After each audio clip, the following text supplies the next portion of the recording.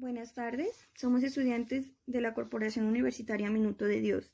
A continuación vamos a tratar sobre el libro La Virgen de los Sicarios de Fernando Vallejo. Uno de los temas principales que aborda esta obra es la homosexualidad, ya que existen relaciones entre personas del mismo sexo. Esto se maneja de forma abierta y natural mediante sus personajes principales, que son un hombre mayor con un adolescente, siendo Fernando el hombre mayor que regresa a su ciudad natal Medellín. Ahí es donde conoce y se encariña con Alexis, un adolescente que se dedica al sicariato. Alexis a su corta edad le va mostrando la realidad de Medellín, un mundo que exige estar a la altura de las circunstancias. Fernando se deja llevar por el amor y la pasión de Alexis. Esto va creciendo a medida que lo va conociendo. Frente a esto, Fernando tiene una opinión muy firme hacia las mujeres, diciendo: para mí las mujeres era como si no tuvieran alma, un coco vacío, lo que lo lleva a su orientación sexual. Esto hace parte del entorno natural de la obra, hasta el punto que los personajes circundantes lo saben, sin ningún tipo de escándalo y sin ninguna muestra de señalamiento. Esto hace que el título no adopte ninguna doctrina moral sobre el tema de la sexualidad. Les vengo a hablar un poco de las drogas, la mafia y la violencia en Medellín, debido a que la obra también se enfoca en eso. No han sido pocos los estudios que se han ocupado de la violencia armada, el conflicto armado, el urbano, la seguridad, el crimen y el delito en Medellín. Investigaciones variadas con múltiples métodos, enfoques, factores explicativos, impactos y como conclusiones se considera que se ha privilegiado la relación cultura-violencia y narcotráfico-violencia. Adicionalmente, se ha gestado explicaciones de la violencia en la ciudad. Se evidencia que la relación entre pobreza, exclusión y falta de oportunidades ha sido un gran factor para explicar la violencia, el crimen y el conflicto. En casi 25 años, la ciudad redujo sus tasas de homicidio en más del 90%, teniendo además periodos sin ningún homicidio en la ciudad. Tal vez la pausa más grande en el ejercicio letal se presentó entre el 7 de junio del 2014 y el domingo 6 de julio del 2014, cuando se rompió esta racha positiva con una serie de homicidios en diferentes sectores de la ciudad. Situación atípica para una ciudad que vivió en paralelo el peso de la guerra entre carteles de la droga, el conflicto armado interno y la interacción de múltiples violencias espontáneas. Los 5 factores que han sido considerados para explicar esta problemática son: ciudad excluyente, particularidades del proceso de modernización, responsabilidad del Estado, la cultura y la violencia y factores coadyuvantes.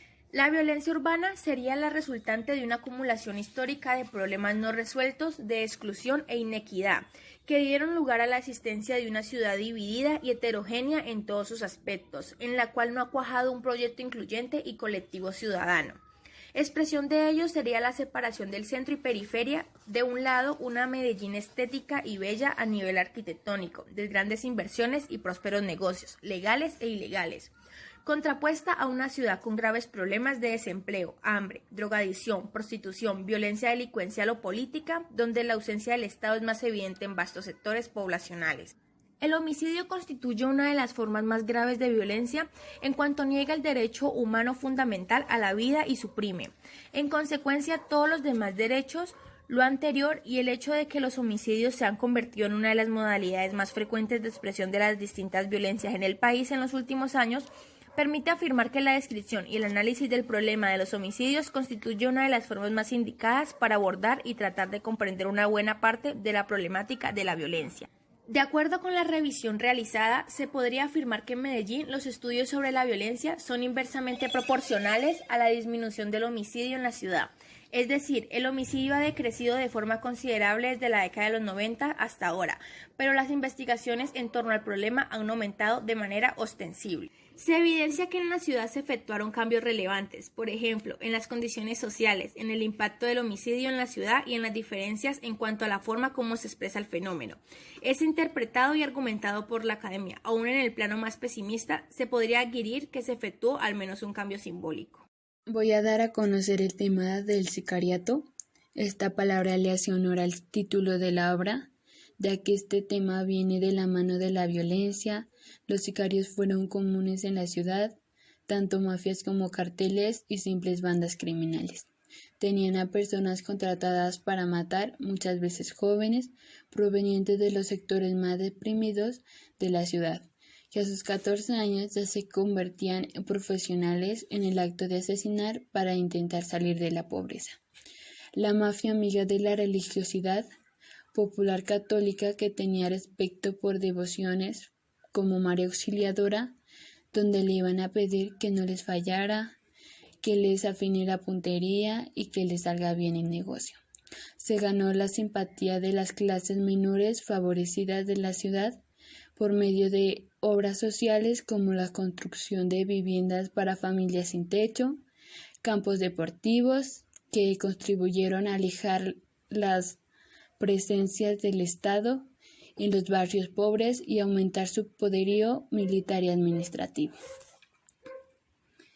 El personaje de Vallejo retrata a los nuevos grupos sociales con la problemática de la droga y sus grupos de poder de la detención mafiosa, para exterminar aquellas autoridades que ponían en peligro su estatus y negocios sucios.